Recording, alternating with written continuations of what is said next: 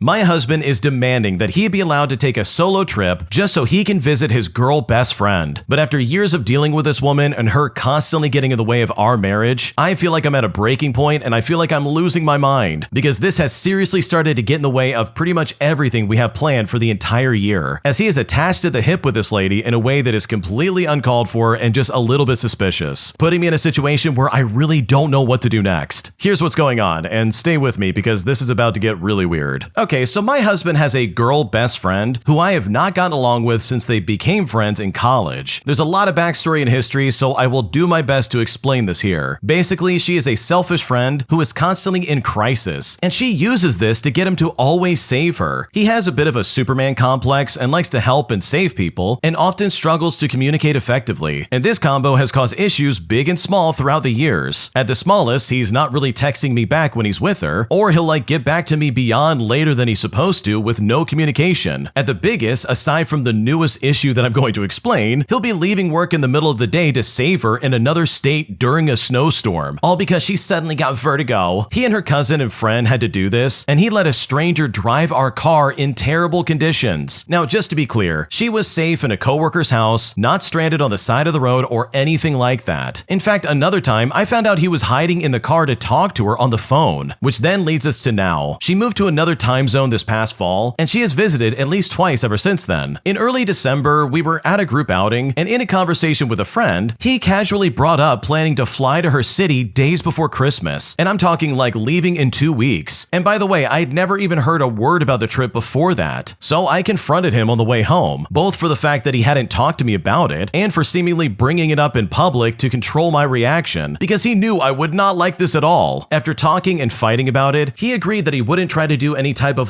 solo trip to her for at least a year. Then, just the other night, we sat down to talk about our planned trips and our budget for the year, and one of which being a trip to her city together. Now, this trip is for an event and it has no attachment to this lady, and I think we even planned it before she announced her move. And I've told him that while we're there, he can plan to see her for a day without me around. But after this, he casually dropped the fact that he wants to take a solo trip just to visit her by himself in either March or April. And at this point, I kinda lost it. We talked in circles about how this isn't what we discussed. He then called me controlling and admitting he only agreed to wait a year previously just to end that conversation and placate me. But I told him straight up he was her fluffer boyfriend. He said even if we can't agree on boundaries for this trip, he is still inclined to go. And now I feel like any trust I had left is just completely broken. Will he even follow through on anything we agree to while he's there? Or will he just agree to shut me up and do whatever he wants when the time comes? So seriously, am I overreacting about my husband's relationship with this woman and the idea of him going to see her alone without me? Because right now I am so frustrated and I really just don't know what to do anymore. Okay, for me, and someone else pointed this out, so I'm glad I'm not the only one thinking this, the fact that this guy was hiding in the car to talk to her on the phone is absolutely the biggest evidence that something else is going on. You mean to tell me that your husband, the guy that you're married to, is so attached to the hip that he would go behind your back to try and talk to her, all in some effort of hiding the conversation? That is so weird. I'm sorry, there's no good excuse for this. And I don't want to say he's cheating on you, but good lord, he is definitely setting up the circumstances for this to be easily done. And by the way, I don't know of anybody that is a man who has a girl best friend who would go out of his way to take care of them and be like, oh no, you've got vertigo, you're stuck in a snowstorm, let me drive to another state to save you. Bro, what are we talking about? You are not the only person close by that can help her out. And she wasn't even in danger. She was at another coworker's house. What are we talking about? So not only is this lady delusional, but so is your husband, dude. And if I was in your shoes, I would be rethinking pretty much everything I have with this guy. And I also would be very suspicious of his actual intentions with this lady, because I cannot understand why he would be so obsessed with this person. Because this isn't a best friend he's trying to take care of. This is literally him picking up a second wife of some kind. So in my opinion, this entire situation is super sketchy, and I would be very suspicious of your husband's intentions. Because in my opinion, this entire thing is not normal. If you like Am I the Jerk, you're probably going to love Am I the Genius. Check it out, link down below in the description. Also, go to amithejerk.com/submit if you would like to submit your own stories. My sister and I received a surprise inheritance of well over $300,000 from my Nana when she passed away. But now that it's all said and done, I don't know how to tell my boyfriend about this situation. Because on the one hand, I don't want to lie to him, but I also don't want this to ruin our relationship. Because right now, I really don't know what to do. Here's what's happening. Okay, for a bit of context, I inherited almost $375,000 from my Nana, who is my mother's aunt who raised her, and up until today, my entire family was under the impression that there was no will, as that is what we've been told this entire time by the executor. After getting some mail this week, my sister and I thought that without a will, my mother's birth mother, who's my Nana's sister, would try to contest getting the money. But we now know that my Nana got a fully notarized will in February of 2023, stating very clearly that her entire estate was to go to me and my sibling only. And honestly, overnight, my entire life changed. Now, my boyfriend and I have really bad home life situations, and it's all because of the family members we live with. I know this money could get us both out of where we are, but as of a week ago, I didn't think I'd get anything at all, and had accepted that the best course of action for my personal future was making sure once I leave this house, I can 100% financially take care of myself and never have to rely on anyone else again financially, no matter what might be going on. I came to terms with having to suffer for a minimum of 2 more years before he and I could finally move out together. This gives us both the opportunity to use those 2 years to figure out ourselves, namely in terms of like what we want to do education-wise, and by also saving up as much money as we can. Our bills we have now are laughable compared to the cost of living in California in 2026, and this is even as a couple with 2 incomes. I also have almost $100,000 in debt, and I plan to pay it all off. After paying those debts, I will only pay about $500 a month in bills, which is opposed to nearly $1,000 of bills that I've been paying for years just living in my childhood home and having zero disposable income. $20,000 will be put into an emergency savings account, and for the first time in my life, I will have more than $5,000 to my name. Also, another $5,000 will go to my checking for personal use, but in no way am I going to blow it all at once. But instead, I'm more likely just going to enjoy being able to afford to go out with friends at all, or even just buy a coffee without budgeting, or even just replacing decade-old things in my room. After everything's said and done and the plans that I have, I'll have about $250,000 that I plan to put into investments. So by the time I graduate and leave school, I am absolutely more than set. At least I hope so. But here's the real issue at hand. I don't know what to tell my boyfriend. He's been aware of this entire will situation I've been dealing with, but like I said, we thought there was absolutely no will, and that it would be constant court battles. So me and my sister accepted that we probably wouldn't get a thing, and basically overnight my life just completely changed. I don't like lying, but I also know that money makes people do ugly things, and it can make them selfish. I don't plan on telling anyone who's aware of the situation and my Nana's passing the dollar amount that me and my sister got, even if they ask about it. This goes for friends, our partners, and family, including our own mom. But of course, at the end of the day, I know that the will is a public court document, so if anyone truly wanted to know, they would be able to find it after doing some research. But with that in mind, what do I tell my boyfriend? We have no children, we don't live together, and we're not engaged, but we have plans for our future, which includes all of the above. I've read too many scary stories on the internet of how money makes people do ugly things to other people that they supposedly love. Most people told themselves before that that person could never or would never do such a thing, and yet it still happens. I don't think he would do that to me at all, but I've read that story too many times to not know that I have to protect myself at all cost. So what can I say that isn't a lie, but also doesn't give away that I have a life-changing amount of money in my back pocket now? Because right now I'm seriously torn and I don't know what to do. Okay, honestly, I would be as vague as possible, because you're right, dude. Anytime someone gets money and other people find out about it, they start acting weird and they change completely. Like, money really does change people for the worse, unfortunately. So if I was in your shoes, I would say, well, yeah, I got some money from my Nana, but it all went to like paying off my debts, and basically I used it for investments. So I can't even touch it even if I wanted to, which honestly is true. Like, it's something that you're just putting away and saying, okay, this is for retirement and I'm never going to touch it again, which in my opinion is exactly what you should be doing with this money. I would not be using it to try and get out of a bad situation. I would be keeping it for like the rainiest of days, like 20 or 30 years down the line. Not like right now, because like, dude, this is a gift. There's so much you can do with that would better your future and give you like a really nice security blanket. So in my opinion, if you do tell your boyfriend, which I don't think you have to tell him anything, I would just keep it vague and say, yeah, I used it to pay off my debt and I have some saved up in like a retirement fund that I can't even touch. That way it takes away the temptation of like any kind of coercion or him one day saying, oh, let's split the money between the two of us. Because like, no, that's not going to happen. That's not the point of it. But instead, it's something that you really can't touch for a while, making it so there wouldn't be any kind of temptation for either of you to use it. Today, I messed up by secretly paying off my girlfriend's credit card debt. Because now that she's found out about what I did, she literally has turned this against me in a way that makes me feel terrible and almost like I insulted her in some kind of way. And at this point, I really feel like I've ruined my relationship and I simply don't know how to fix things. And I now have no idea how to make this right.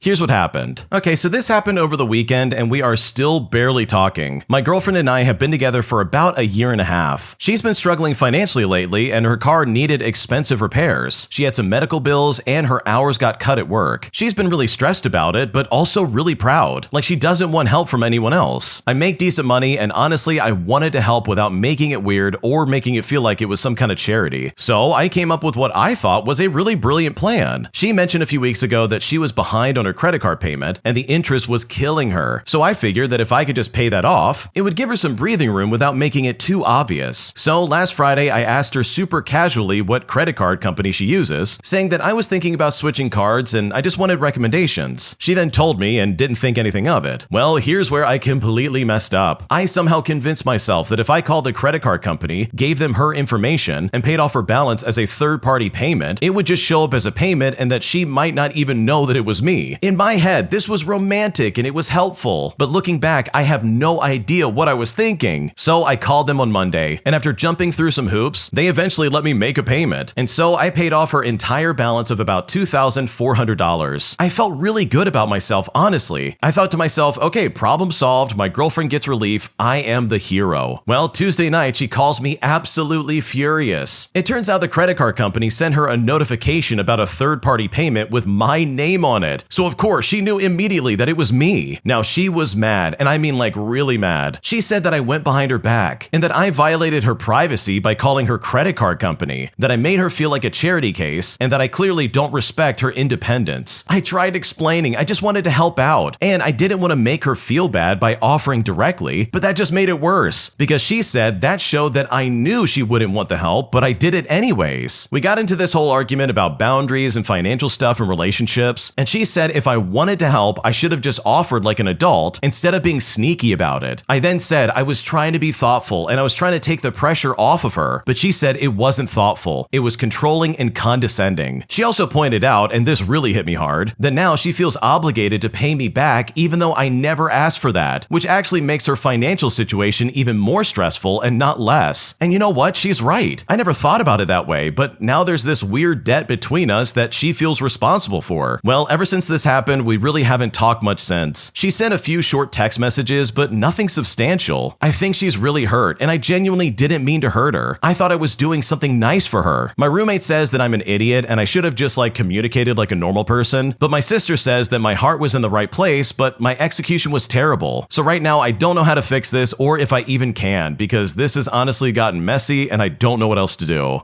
Okay, first off, I want to say jokingly, if the original poster wants to pay off my debts, I will happily thank you for it. No, I'm kidding. But seriously, I completely understand where your girlfriend's coming from, but also I kind of don't, because like, dude, what are we talking about here? If my girlfriend did that for me, I absolutely would be like, you are the kindest person in the world, and this is why I love you, because you're willing to step up and help me out when I'm in need without me asking for it. So to that extent, I think your girlfriend is completely overreacting here, and she's acting very irrational in my opinion. But to her point, I completely understand where she's coming from as well. She wants to be independent.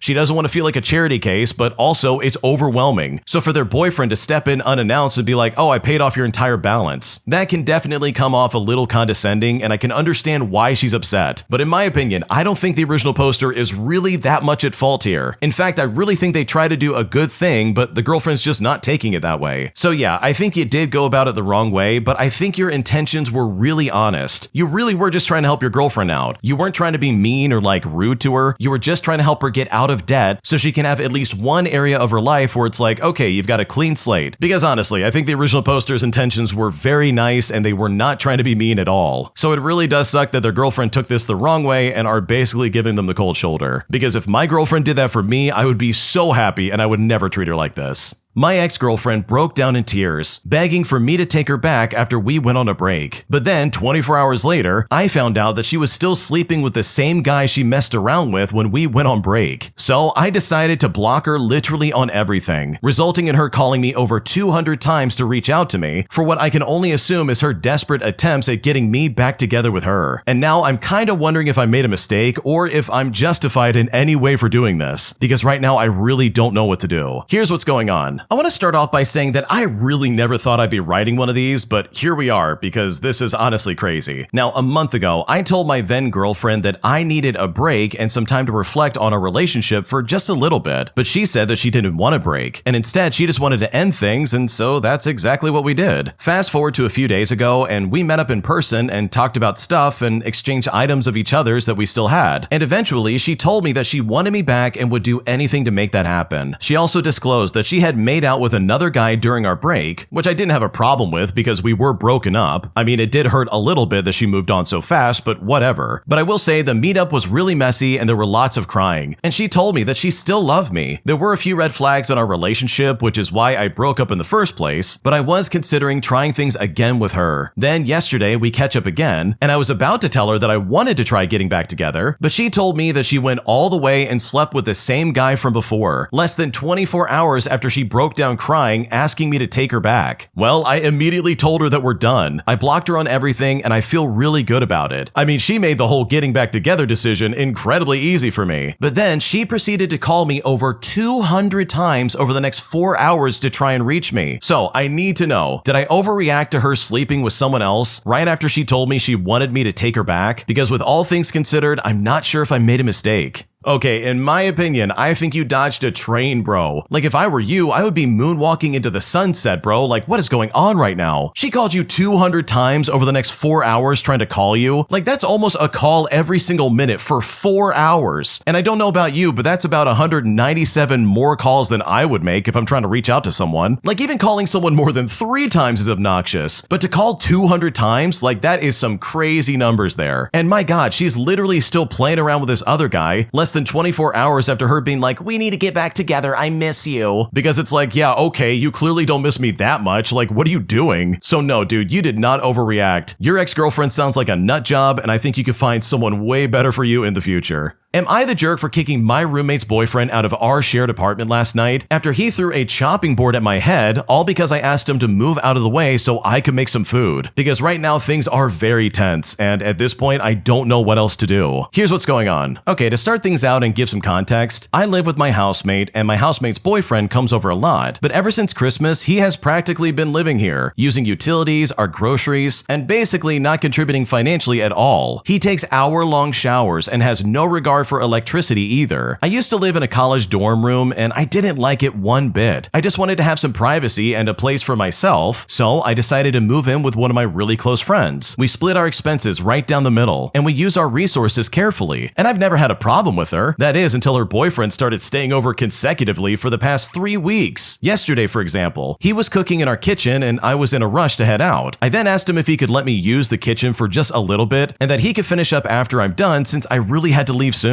And just to add a little bit more context, he usually doesn't have much going on during the night, so he could have easily given me the time to use the kitchen and just continued later on. But to my surprise, he got extremely mad, and he ended up yelling and throwing a temper tantrum. My housemate overheard it and came to check on what was going on, and as she stepped into the kitchen, he picked up the chopping board he was using with all the vegetables still on it, and he threw it at me. And even though it barely hurt me, I just think that it was an outrageous thing to do, and I need to feel safe in my own house without having to deal with a grown man throwing a temper tantrum for the slightest inconvenience. What surprised me even more is when my roommate took his side and told me that I should have let him finish cooking before I stepped in. I'm still in shock thinking about what happened, but I'm also more hurt about the fact that my roommate took his side when he doesn't even live here. For about 30 minutes, we were all going back and forth, arguing and just going at each other. And finally, my roommate tried to calm things down and got all 3 of us to sit down and talk, and the first words that came out of this man's mouth was that he couldn't talk about something like this with us house, and that he needed another man in the room. And my God, I was fuming when he said that. From that very moment, I wanted this man out of my house, and I threw a verbal temper tantrum myself till he ended up leaving. My roommate said that I was overreacting and that I should have handled it more maturely, but I was just reciprocating his energy. So am I the jerk in this situation for like freaking out on this guy? Because I'm still pissed off about it and I don't know what to do.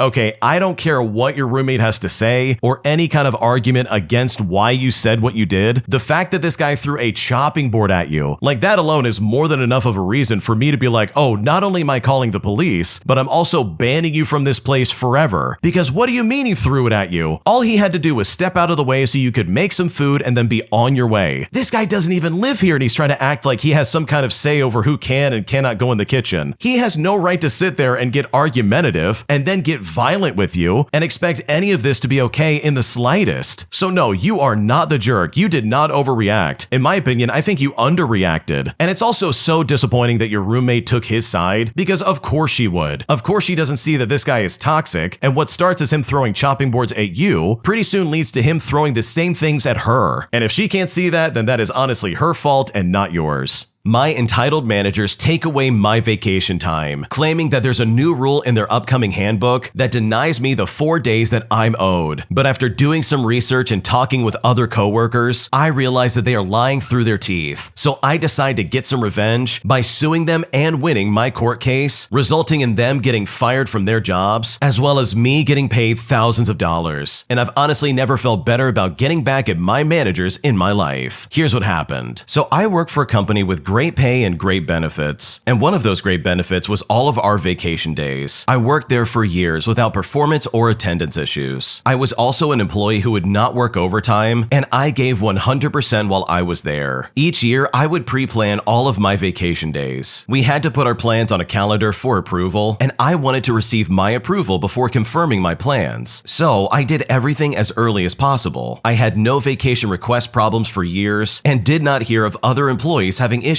with their vacation time or pay. Well, one year, all of a sudden, after using all but 4 of my vacation days, management said I had no additional paid vacation time. I reviewed our online handbook, gathered my requested and approved time off, and checked my pay stubs to verify the paid vacation days that I'd taken thus far. I then presented to management all of my research. My direct manager then said that he checked, and apparently, according to them, I didn't have 4 additional vacation days. Well, that wasn't good enough, so I asked him to forward it to his manager, and his manager said the exact same thing, but I still was not satisfied, and eventually, my concerns reached the center manager. The center manager called me into a meeting, and I again presented my findings, showing that I had 4 unused vacation days left. He then began discussing changes to our vacation policy, all while making eye contact and smiling. He turned his computer around to show me the new handbook that they constructed, which would reflect the new vacation policy. But I thought to myself, wait a minute, there is an online employee handbook, yet I'm supposed to go by a new handbook not known to any of the employees? I mean, this simply does not make any sense. I politely said okay, and then I walked out. I removed my 4 days from my vacation calendar, and it was at that moment that I decided I was going to get some revenge. I then began chatting with other employees just to see the number of days that they had taken for that year, as well as the number of days that they had left. I would ask questions like, how was your vacation? How long did you stay? Are you choosing a different place to spend the rest of your vacation days? Asking questions like these and related questions allowed me to calculate the number of vacation days they used or had remaining in general. And you know what I found? I did not find one other employee having my issue with vacation time. So I waited a couple of months, and then I filed a lawsuit while working there. Other employees did not know about my lawsuit, at least not from me, but I'm sure that management absolutely knew. The lawsuit, especially during the discovery process, revealed an email chain, and the email chain showed the center manager directly asking HR all about my 4 unused vacation days, with human resources confirming in the email that I had 4 unused vacation days that I had available. And get this, the center manager used a fictitious new handbook just to cover up his actions and other management's actions. Also, they could deny my vacation time. So fast forward, and shortly thereafter, we settled the lawsuit, and they had to pay me thousands of dollars for 4 unused vacation days. Now, Now, of course, I had to resign, and the center manager and other management either lost their jobs, they retired, or they quit. Now, here's the thing. All I wanted was my unused paid vacation time, but what I received instead was so much more. And I'm just so glad that I was able to get back at those managers who were clearly trying to steal my time. Wow, that's honestly incredibly disrespectful, and that is so deceitful from the management to pull that kind of move. Here you are just trying to schedule out your year, and these people are like, no, you can't do that anymore because we have a new handbook that says so. It's like, what are you doing? Why would you lie to an employee just to prevent them from having any kind of time off? Like, for starters, if they have vacation days, why not just let them take it? Like, literally, that's what they're there for, and it's so weird to try and deny that. Why on earth would you lie to your employee like that? That honestly will set up a horrible precedent moving forward for literally anybody who is still working there or anybody who might work there in the future. So you know what? Good for the original poster for getting this done in the way that they did. This company absolutely deserves to have a lawsuit slapped against them because what they did is time theft. And honestly, no one deserves to be treated like that in the slightest. If you like Am I the Jerk, you're probably going to love Am I the Genius. Check it out, link down below in the description. Also, go to AmITheJerk.com/submit if you would like to submit your own stories. Am I the jerk for telling my mom that she hasn't been my mom since I was 5 years old? Because right now she's acting like I owe her everything all because she's my mom. But I simply could not disagree more, and at this point, I seriously don't know what to do. Here's what happened. When I was 5 years old, my mother had her second child, who is my sister. We have different dads, and neither was involved when we were kids. My sister was born prematurely, and this is when my mother went from being my mom to being an almost stranger to me. She spent all her time at the hospital with my sister, and I was passed around from friends to family, and even to strangers my mother and I didn't know, because my aunt would hand me over to someone in her husband's family, or a family friend would pass me on to their friend. My sister was in the hospital for months and had many complications from being born so early. So she was one of the youngest premature babies in the hospital's history. When she started to get strong enough to go home, complications due to her stomach were found, and that required more time and more treatments. My mother was in and out of the hospital with her for the next couple of years as they performed surgeries and gave treatments when she would get sick. At that point, even when my mother was home with my sister, she would keep me somewhere else normally, and the times I was home with her, I was left alone, and her focus was always on my sister. Then, when my sister was 2 years old, she was diagnosed with leukemia, and that resulted in more treatments and more hospital visits, and just never ever seeing them. By the time I was 10 years old, my mother was okay leaving me at home while they were at the hospital, so I was all alone. It was also around this time that my teachers started to suggest that I might have dyslexia, and the school reached out to my mother, but she was too focused on my sister to do anything for me. Now, nothing changed after my sister became cancer-free, and she was less sick and needed the hospital less. My mother was so devoted to her that she didn't pay attention to me, and the both of them were basically strangers to me. I started staying with my girlfriend's family as a teenager, and my mom simply didn't care. I would only go to her house when I needed to pick up more of my clothes or more of my stuff, and when I turned 18 years old, I moved out officially and got my dyslexia diagnosis. Fast forward, and now years later, I don't really have anything to do with my mother or my sister. I don't blame my sister for any of this. It's just that no bond could form when we were younger, and she's also just a stranger to me at this point. My mother has started to have some health problems and is now turning to me for help. She told me I should be around more and doing stuff to help her out, simply because she is my mom. She also said that my sister deserves a relationship with me and accused me of punishing my sister for existing. I told her that wasn't true, but we were strangers, and that was because of my mother. I also told her that she hadn't been my mom since I was 5 years old, and she had no right to ask me to care for her when she hasn't cared for me in almost 20 years. She then called me selfish and a spoiled child who never grew up. So honestly, am I the jerk in this situation? What should I do? Honestly, I think with all things considered, I don't think you're the jerk at all. I think the way your mom acted when you were a child, and how she basically pushed you to the wayside, all so she could send all her focus towards your sister, that in my opinion is so uncalled for. Now, don't get me wrong, I get that the younger sister had a lot of health problems. Being a premature baby, as well as having leukemia as a child, is no joke. That is very serious, and any good parent would focus their time in helping that sister. But it really does sound like the mom basically said, okay, I only have one daughter now, and basically pushed the original poster to the side and said, nope, I'm not going to pay attention to you. Because in my mind, I really do believe that she very easily could have paid attention to both kids. She could have been available for both of them despite the circumstances around the sister. That's just my opinion at least. It really seems like she just did not care about you as a child, and some pretty glaring evidence of that is when you were a teenager and you basically moved out. Like you're living with your friend and your mom basically could care less. She doesn't care when you come to the house or when you leave. Like there's just nothing coming from your mom. And that alone to me is proof that the original poster is not making this up. It really sounds like the sister is healthy at this point, and there were no more health complications in their teenage years, so there is no legitimate reason for the mom to still be fixated on this kid, all while neglecting the original poster. So honestly, with all things considered, I don't blame you for the reaction that you had, and honestly, if I was in your shoes, I probably would feel the exact same way. Am I the jerk for only buying my parents stuff that cannot be shared or stolen? Because my brother and his family constantly take stuff that I buy them, and at this point, I'm getting so frustrated and I simply don't know what to do. Here's what happened. Okay, so my brother, who's 32 years old, has been knocking up his wife since they were in high school. Their oldest is now 13, but they have 3 more. She is a stay-at-home mom, and he works as cleaning staff at a camp. It's pretty good money, but they waste a lot of it. They have multiple gaming systems, and the oldest 2 kids have very new iPhones. In contrast, I'm 28 years old, and I live in a loft above my parents' garage. I do not pay rent because my folks want me to save up for my future, but I do help out around the house, and I buy groceries for my parents as well as myself. My brother and his family live in the in-law suite in my parents' basement, and it was supposed to be a rental to get them some extra money for when they retire, but after my brother lost his job because he would not get vaccinated, our parents decided to let them move in. I also love to buy them gifts, but my brother and his family always needed exactly what I happened to give them. For example, I bought my mom a very colorful bag from Colombia called a mochila. It is just a woven cotton shoulder bag made with very vibrantly colored yarn. My niece, who's 9 years old, saw the bag and wanted to use it for a school project, which is when she very promptly and conveniently lost it. Another example is when I bought my father some bourbon, since he loves to have a drink after a long day. Well, my brother and his wife found it and drank it, deciding to mix it with orange juice because it had such a strong taste. So now I do other stuff. I took my mom to go see Anastasia and I got us really good seats, and I decided that no one else was invited. I also took my dad out for a steak dinner, and then we went to a speakeasy in our city and I treated him to a $160 cocktail. These are things my parents love doing, but they simply won't waste their money. In fact, I keep the groceries that I buy in my loft. I will make meals for my parents and have them over, or I will bring the ingredients and cook with my dad. My brother started asking why I don't leave the groceries in the freezer or the fridge or the pantry that they have access to, as well as why I stopped buying my parents gifts. He says that I'm living there for free and that I should give them more. I asked him how much he was paying them in rent or how he was contributing to the household, and he said that he was tired on the weeks that he was home and that his wife and kids were too busy to help. Now, I work a full-time job, I volunteer at a cat rescue, I do theater as well as sports as a hobby, and I still manage to help out with the yard work, the housework, as well as helping out with errands and my grandmother, who is in a locked-in facility for dementia patients. Even with my very busy schedule, I'm still able to do all of this. I pointed this out and he said that I was being a little jerk, but I responded by saying that I wasn't stupid enough to leave anything around that he or his family could try and steal. So now we're fighting and my parents are upset. His wife called me a jerk for not sharing the treats I buy for my parents, but I can only afford to buy treats for my parents and myself. I can't do that for 5 more people who do not contribute anything. So honestly, am I the jerk in this scenario? What should I do? Honestly, I do not think you're the jerk. I think your brother and your sister-in-law are being very weird, and they basically showed their hand about what they really want. They don't care about you giving gifts to your parents. They just want to get whatever you give them. They literally just want a free handout, and they want more opportunities to steal stuff from your parents. But with all things considered, I think the way you're going about doing this is honestly perfect. You're getting things for your parents that nobody can take away from them. And that's brilliant in this case because your brother and sister-in-law are just being completely unreasonable. So no, of course not, you are definitely not the jerk. They're being incredibly weird, and it's pretty obvious that they have ulterior motives. Am I the jerk for telling my wife that she needs to stop babysitting for this deadbeat friend? Because right now, this supposed friend is literally taking advantage of my wife. And at this point, I seriously don't know what to do. Here's what happened. Okay, so my wife has a friend that has 3 kids under 6 years old, and this includes a 2-month-old infant. My wife met this woman via social media, and she had posted that she was looking for someone to watch her kids in the afternoon and evening, all while she delivered pizza. pizza. She couldn't afford to pay much more than $40 a week, so that's all my wife made to watch her kids up to 25 hours a week. My wife was going to school online at the time, so it worked out. She could do her schooling and make a few dollars on the side. After my wife went back to work, I thought she would cut ties with this lady. But you know what? I was wrong. This friend would ask my wife to babysit on occasion, all in exchange for food stamps because she'd lost her job. Probably a year ago, the friend asked my wife to watch her youngest for a few days so that she could go out of state to pick up her man. This man, by the way, is a gang member who was just released from prison. And at the time, I said no, absolutely not. I worked nights at the time and I knew I would get zero sleep with a 2-year-old in our house. And this doesn't even mention the fact that we don't sleep in any of the bedrooms. Those go to our stepkids, and we basically sleep in what you would call a living room. This friend keeps popping up needing things. I drove her to the store the day before Thanksgiving to buy stuff, also that she could fix dinner for her kids and her man. She has started to tell my wife she needs a break and asking her to watch her older daughter, who is 3 years old, who also has behavioral issues, doesn't sleep through the night, and is just an all-around nightmare. My wife came to me and said that this friend is going crazy and needs a break, asking if we can watch the kids this weekend, which means we're gonna have to keep her overnight. Now, I protested because we only usually get 1 day a week off together, but she said that I can just go out for the day. But I said to her, look, I don't want to be kicked out of my own house, all because you insist on helping this girl out all the time. But my wife says to me that that won't work because she works through the week and can't watch her overnight. But I said, okay, who cares? If this girl would get a job, she could pay for a babysitter. Now, let me just tell you about this girl. There is a lot more to the story about her, which is why I'm so callous towards her. She is full of drama and she is a terrible mother. Well, my wife and I have argued many times about having this toxic person in our lives, and I'm honestly finally putting my foot down. So am I the jerk in this situation? What should I do? No, you are not the jerk in this situation. It sounds like your wife is getting taken advantage of, and for some reason your wife is either oblivious to what's going on, or she's just letting this all happen to her. Now, maybe this is a situation where your wife just doesn't know how to say no to this lady. Maybe she's just a naturally charitable person and she likes helping people out or whatever might be going on. But in my opinion, this is not one of those situations. This isn't a friend who needs help in a time of need. This is someone who's taking advantage of you. Also, she doesn't have to watch her kids as much. Oh, and by the way, she's only paying you $40 a week, which by the way, that's insane. You mean to tell me you're working 25 hours a week taking care of this lady's kids and she's only coughing up $40? Like, that would have been a deal breaker in my opinion at the get-go. So the fact that your wife agreed to this in the first place is insane to me. It also seems like this friend only comes to your wife because she always says yes. But I guarantee you that if the roles were reversed and your wife asked this friend for any kind of help, she would ghost your wife immediately and never talk to her again. Because from the sounds of it, and based on what the original poster has said, this supposed friend is just someone who takes from anyone around her. She doesn't actually care about this man's wife or anything like that, and honestly, it really shows. So no, you are not the jerk. It sounds like you're the only one speaking reason in this situation, and honestly, if I was in your shoes, I would do the exact same thing. Am I the jerk for telling my parents that it is their job to help out my sister? Because after a lifetime of dealing with her awful attitude, I'm seriously so done hanging out with her and would much rather spend time with my friends without her being around. Here's what happened. Okay, so for starters, my sister and I are not close. She has really bad social skills. She does not have any diagnosis like ADHD or autism, but she has never been good with social stuff. She's very intelligent and she's a very good problem solver, and she lacks the understanding that easy for her is not easy for everyone. She also lacks the social skills to know or even realize that complaining about other things that people are interested in, or their lack of skills or anything like that, is not how you make friends or get people to like you. This has been an issue with her since we were in elementary school, and maybe even preschool. She would win at almost every board game and would ask very bluntly why someone was bad, and that person would normally be me. She'd tell me how easy it was and I should be winning because I'm older. Our parents always bought board games like that, which suited her way more. I really hated playing against her because her attitude after winning wasn't fun or easy to be around, and she was like that with other people too. One time our aunt played with us, and she is a teacher, and my sister basically asked how she could be a teacher when she couldn't even win a game against a 6-year-old. I never liked having to spend time with my sister, and I hated playing anything with her even more. She always wanted to spend more time with me, but I avoided that as much as I possibly could. Eventually, she started to sit in on me playing video games, and she would try to backseat games game, or would criticize me for taking so long to finish a puzzle, or she would literally take the controller out of my hand and do the puzzle for me. She was also like that when I had friends over too. Then she'd get upset when it was clear that we didn't want her around. I tried telling her it was rude to insult people, or to interrupt others and to help without being asked, and to continue when asked to stop. She would tell me it was boring to watch someone struggle, and everyone should be thanking her. Now, there are some things that she is not good at, and boy, her reactions are very strong, like temper tantrum strong. Our parents have banned the game charades because my sister could not play that to save her life, and would then get so mad. She's had friends in the past, but all of them eventually drop her when they grow tired of her complaining about stuff they like. She would basically be indirectly calling them dumb. She's really lonely now because I never hang out with her, she has no friends, and even our cousins don't want to know her. My parents have been on my case about hanging out with my friends and not including my sister, and how I don't ever make time for her anymore. They said I could and should be helping her way more. Well, the other day I told them that it was their job to help her out and not mine. They said that we're sisters, and yet I act like I don't like her, but the truth is that I don't. I don't know if I've ever liked her really, but I really don't like her now, and I hate every second I spend with her. I didn't tell my parents this, but saying that it was their job to help my sister and not mine really seemed to upset them. So am I the jerk in this situation? What should I do? Wow, your sister sounds really annoying. Let me tell you something, I've met people who act like this, and seriously, they are so hard to be around. They make everything a weird competition, and they're always trying to one-up you regardless of if you're just trying to have a good time. And the worst part about it is that there's no reason to act that way. Also, the younger sister's justification for acting like this is just completely misguided as well. Like, you've explained to her that you can't talk to people this way, but she still feels the need to try and correct people, or to basically make fun of them when they're not good at something that she is good at. So in my opinion, I think you're completely in the right. I don't think you're the jerk at all, and I think this really is your parents' problem, because you have definitely tried to be around your sister. But from the sounds of it, she sounds like a nightmare of a person to put up with on a daily basis. My entitled in-laws have sold their house and are now demanding with 2 weeks notice to move into our vacation home for the next 6 months. And now, since I've been showing some resistance to this idea, my in-laws have started to guilt trip us, claiming that they have nowhere else to go, leaving us in a horrible situation. And at this point, I am so frustrated and I seriously don't know what to do. Here's what happened. Okay, let me start off with some background because this is insane. My husband and I have been married for 5 years. We own a beautiful vacation home on the beach that we built ourselves, and we use it throughout the year. My in-laws, who are in their 60s, have always been a welcome guest. They would visit for a few weeks here and there, and they would contribute financially for the cost of maintenance. Well, last month, my in-laws suddenly announced that they were selling their house just so they could downsize and move into a tiny condo. Apparently, they've been secretly harboring this idea for months, never even mentioning it to me or my husband. They plan to close on the sale in 2 weeks, and then, get this, they're gonna move into our vacation home for 6 months until they figure it out. And when I heard this, I was absolutely floored. This house is our sanctuary, not a retirement home extension. We use it frequently, we have friends and family booked to visit throughout the year, and we rely on the income it generates during peak season. My in-laws, on the other hand, haven't lifted a finger on the property themselves and contributed to it only minimally. Now, my husband, bless his heart, is more understanding. He feels bad for his parents and believes that we can make it work. His in-laws, sensing my resistance, are now guilt-tripping us, claiming they have nowhere else to go and offering to pay significantly more than their usual contribution. So honestly, am I the jerk for refusing to let them move in? On one hand, I feel obligated to help family in need, but on the other hand, this feels like an outrageous imposition on our personal space and finances. So honestly, I feel so stuck and I seriously don't know what to do. No, you are definitely not the jerk in this situation. Your in-laws are pieces of garbage for doing this, and they are literally springing this on you all of a sudden out of nowhere, all because they knew if they asked you in advance, you would always say no. So now they're basically saying, oh man, but we have nowhere else to go, you gotta let us in. But it's like, okay, why didn't you plan for that when you were selling your house? How is your stupidity my problem? Like, I would understand if they had nowhere else to go because of like an emergency or some kind of like natural accident or something like that. Like maybe their house flooded or a hurricane came in and took their house out, or some other act of God that has caused their house to be unlivable. In that case, I'd be like, sure, move into the beach house, let's figure it out. But for these people to seriously sell their house and not only not tell you about it, but then come up to you and be like, we're gonna live in your vacation house for 6 months, only to then plan to be upset when you show any kind of resistance. Like, that is crazy to me, and that is so unacceptable. Because I guarantee you, if you let them move into that house, they will never leave. They will always find an excuse not to live by the beach, and they will always find a reason to stay in that house. Like, I'm telling you right now, in my opinion, based on the way you're describing these people, this literally will be a horrible nightmare in your life if you don't put your foot down right now. And here's the thing, I understand that your husband is like, oh man, I've got to take care of family, but this is not a situation where family is in need of anything. Like, the original poster has even gone on to say that they have looked at this vacation home as a fantastic place to live for some kind of retirement. And if that is not some kind of like big red flag, I don't know what is. So in my opinion, I think you are completely in the right. I think the way your in-laws are acting is very intentional and very calculated, because I guarantee you the second they move into that vacation home, those people are never gonna leave. If you like Am I the Jerk, you're probably going to love Am I the Genius. Check it out, link down below in the description. Also, go to AmITheJerk.com/submit if you would like to submit your own stories. Am I the jerk for not letting my friend join a plan that he previously rejected? Because right now, I'm kind of feeling guilty, and at this point, I seriously don't know what to do. Here's what happened. So I'm a 22-year-old male, and I made a plan to go to this concert happening in my city. I've never gone to a concert before, but finally there was a good concert happening soon, and I had money to buy tickets as well. I asked my friends if they wanted to go with me, as this is something I've always wanted to do, but all of them said no for whatever reason they could think of. Now, I asked another group of friends that I have, who aren't my primary group of friends, but I hang out with them quite a bit as well. Most of them said okay, as they also had not been to a concert before, and we all agreed and decided to go. In that second group, however, one of the guys was making excuses like my other friends, making stupid reasons that sounded like he just didn't want to come along, which is something that I experienced with my first group of friends. Now, at this point, I was pretty annoyed at all these guys making stupid excuses, as if they can't just tell me properly that they don't want to come along. So I said to myself, screw it, and I bought tickets with the ones who said yes. Now, a few days later, guys from both my primary group and the other dude from my second group started telling me something like, oh, sorry bro, we didn't realize you actually wanted to go. Why didn't you tell us properly? Can we come now? And by the way, just to be clear here, I asked these guys multiple times, and I was either ignored or given stupid excuses. Now, the concert tickets are mostly booked, and the chances of us getting tickets together wouldn't be possible. And the guy from the second group started telling me that he really wanted to come along now, and asked me to contact the site and ask if there are any available seats in the same stand that we booked in already. Now, I'm already pretty reluctant because this guy has been annoying me by being so ignorant about this plan, but I decided to contact anyways via mail, and I did so, and apparently there's like one spot left. Now, I could either tell my friend and get him on board, or I could just not tell him about the reply. I normally wouldn't, but that day I decided not to tell him. I felt like these were the consequences of his own actions, and that I shouldn't need to go out of my way to help when he was being such a little jerk about it. Furthermore, if I do help him get the ticket, my other friends from my primary group would find out and could probably start thinking as to why I didn't invite them first, and instead invited this other guy. So I decided to tell neither, and I just didn't do anything. So now nobody extra will be coming along, and I'll now be only going with people who wanted to go in the first place. So honestly, does all of this make me a jerk? What should I do? I don't think this makes you the jerk at all. Literally, all your friends are adults. It's not your job to explain that yes, I'm being serious, and yes, I want to go to this concert. Like, from the sounds of it, they were being like super immature and like super weird about it, and so I completely understand you being like, okay, I'm gonna ask another group. Because in my opinion, if you're gonna go to a concert with a group of friends, at least go with a group who actually wants to be there, and not with people who are just gonna make your life miserable the entire time. So in my opinion, I don't think you did anything wrong, and I think that if they really wanted to go to that concert, they would figure it out themselves. My fiance wants to continue splitting bills evenly between us, even though he experienced a significant pay raise. And I'm honestly at this point very frustrated, and I seriously don't know what to do. Here's what happened. Okay, so my fiance and I established an agreement when we moved in together. He handles the rent and I take care of the utilities, and we both take care of our own personal bills. Our bank accounts are separate, but we share a phone plan. He covers his credit card and company vehicle expenses, while I handle my car payment, my insurance, and utilities, as well as groceries and debts. We've been together for 9 years, and our incomes used to be relatively equal, with me working overtime to match his earnings when I had a lower paying job. Over time, our incomes fluctuated due to various circumstances. I worked full-time while attending school, and he experienced a period without a job. Throughout, I've shouldered the majority of household responsibilities, probably 95%, including dinner. Now our careers have stabilized. He secured a higher paying job through a friend's recommendation with a salary about $10,000 more than his previous one. He worked hard to get subsequent promotions, and his salary ended up being triple mine, with quarterly bonuses factoring into it. Eventually, I also landed a better paying job, and now his income is about 2 times as much as mine. Throughout all of his pay increases, our financial agreement remained unchanged. Recently, during a discussion about wedding expenses, I mentioned my lack of disposable income this paycheck, all due to paying off debt from booking a wedding vendor. I explained the challenges of budgeting for daily expenses with minimal leftover, and how he wouldn't understand, because once he pays rent out of one check, he essentially has the second check, and his bonuses are disposable income. His response shocked me. He said to me, "Find a better job if you can't pull your weight." Now honestly, I feel disrespected, especially considering our history and the fact that I've been there during tough times. I confronted him about what seemed like a shift in his mentality. I thought he had a provider mentality, and the only reason we were 50-50 was because of our respective incomes. I assume he thinks it's not fair to bust his butt to get raises, and for me to expect more. He must be feeling sorry, but despite his attempts to be nice since then, buying food and offering gestures, I'm left feeling unsure about our relationship. We are approaching our wedding in 9 months, and I'm contemplating individual therapy just to discuss with someone that doesn't know us. I'm also questioning if this is a red flag for our future. I worry about potential expectations regarding work, as well as childcare responsibilities once we have kids. I do know his mom didn't work growing up, and he has previously told me that his family struggled because of it, so I